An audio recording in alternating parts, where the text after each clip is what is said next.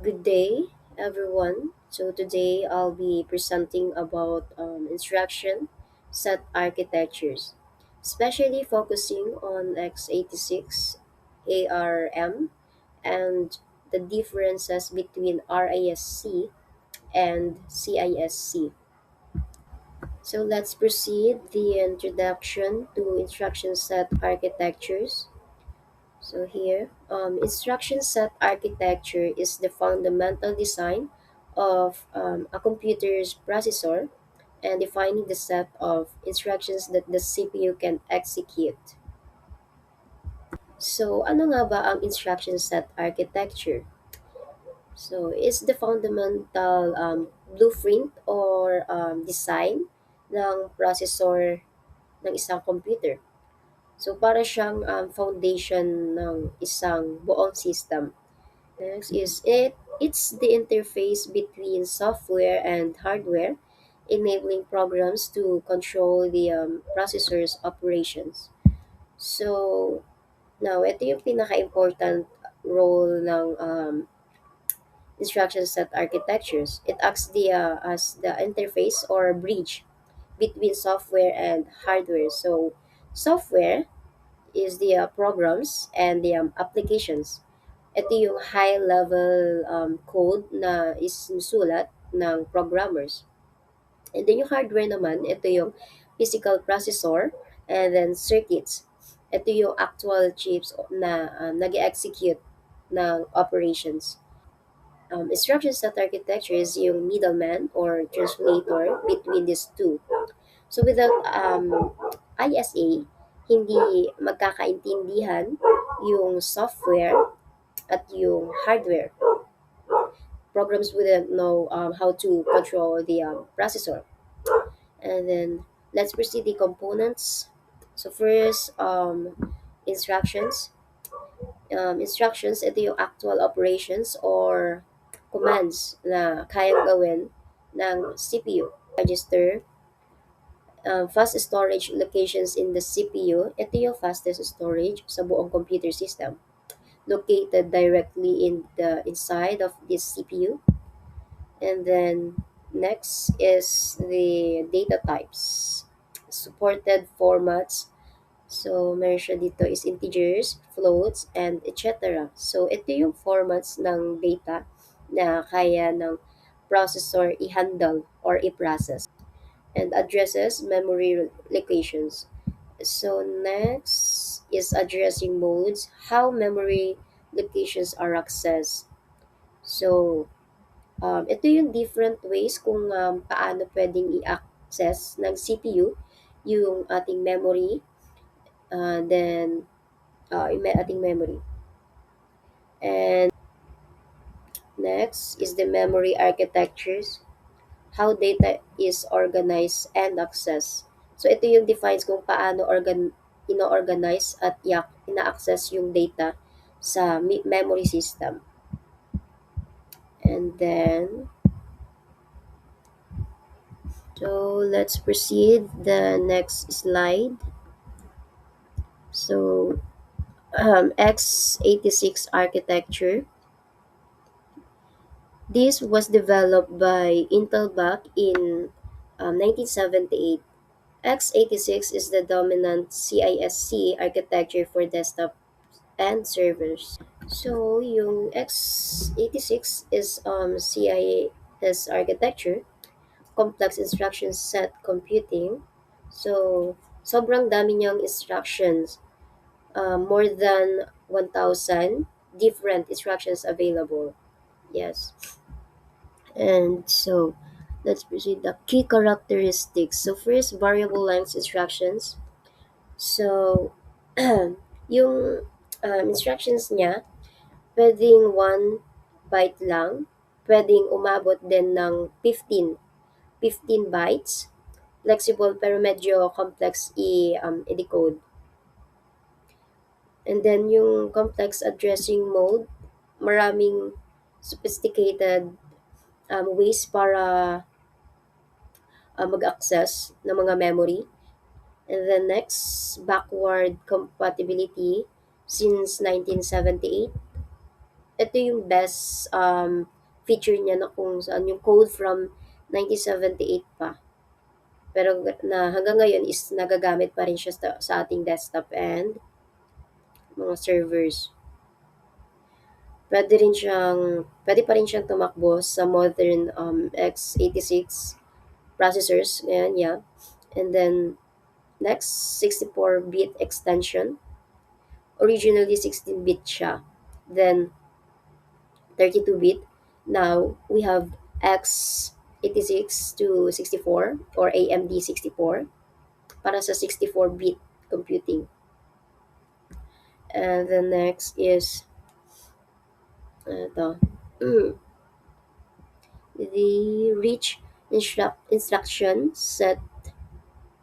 So, meron siyang 1,000. Ang common na ginagamit is meron siyang 1,000 plus instructions. So, next is modern features. So,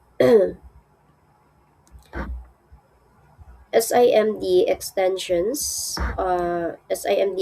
like SSE and AVX, ito ay para sa parallel processing, and din yung out of order execution for better performance. Then micro OP translation. Interesting dito yung eternally yung modern x86 processors na nag-translate ng complex instructions into simpler RISC like operations.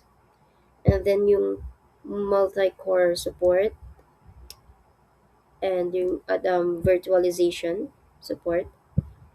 Yan. Kasama din yan sa modern features. So, use cases, pwede siyang gamitin sa desktop PCs, sa mga laptops, servers, or workstations, especially sa gaming system. And then yung performance niya is to deliver high performance for complex applications. So let's proceed.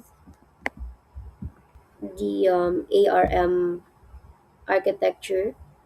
So ARM is advanced RISC machine, is a RISC architecture known for power efficiency and scalability. So yung ARM architecture is dito, known for power efficiency and scalability. So which stands for advanced RISC machine. So unlike sa x86 and ARM is a RISC architecture, and its main advantage is power efficiency. So key characteristics. First is fixed length instructions. Meron siyang common of 32-bit. Yan. So all instructions are 32-bit, which makes decoding simpler and faster. Then yung load and store architecture, ito naman yung only load and store. Instructions can access memory. All other operations work on registers only. So next is large register file. So ARM has 16 or more register, reducing the need to access slower memory. Yeah, and next is conditional execution. Many ARM instructions can be conditionally executed and reducing branch instructions. And then low power consumption. This is ARM's biggest advantage. Average clock speeds are around 1.5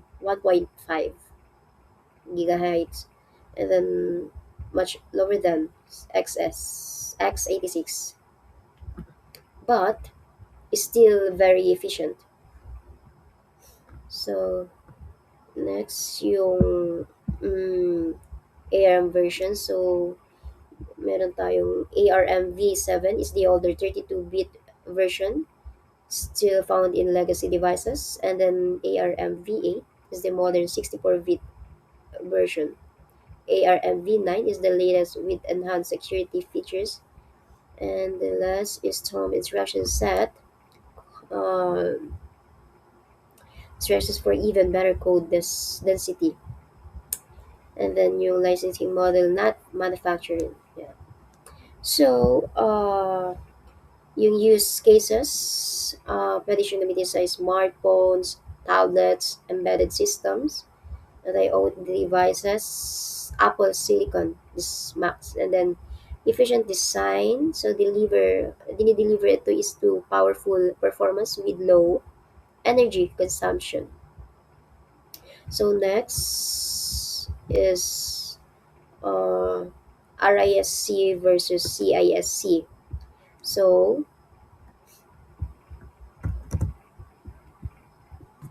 So definition of RISC architecture simplifies the instruction set using a small number of simple instructions that can be executed in a single clock cycle. So um, ito yung may maliit na number of simple instructions lang, and sinisimplify niya yung kung paano mag-set ng mga instructions. So meron tayong characteristics here. So first is simplified instruction set. Maybe mga 100 instructions lang. And then higher performance potential. And then fixed instructions length. Same size. Lahat ng instructions. Optimized for pipelining. Since simple and uniform mirror instructions. Smooth yung flow through the processor pipeline. So CISC, complex instruction set computing. So definition, CISC architecture includes a larger set of complex instructions that can perform multiple operations in a single instruction, often requiring multiple clock cycles to execute. So, ito naman sa complex is CISC is uses complex instructions na pwedeng gumawa ng mga multiple operations. Yeah. And then, characteristic ng CISC is yung complex instruction set, and then lower performance potential, variable instruction length, and then emphasis on memory efficiency. So, next, narito yung uh,